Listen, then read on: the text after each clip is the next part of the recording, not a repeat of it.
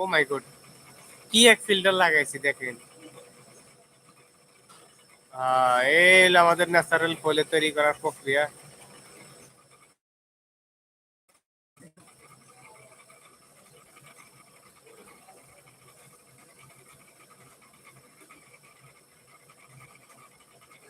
এই মেশিনে মূলত পলিথিন তৈরি করা হয়। পলিথিন তৈরি করতে এক ধরনের দানা ব্যবহার করা হয়, প্লাস্টিকের দানা। দানাটা made in Japan, made in Malaysia, বিভিন্ন কান্ট্রি থেকে দানাগুলা বাংলাদেশের চট্টগ্রাম বন্দরে আনা হয়। সেখান থেকে ঢাকা, বিভিন্ন জায়গায় যেখানে যেখানে মেশিনগুলো আছে সেখানে এটাকে আনা হয় কোম্পানিতে। তারপরে দানাগুলো একটা মেশিনের মাধ্যমে দেওয়া হয়। তারপরে দানা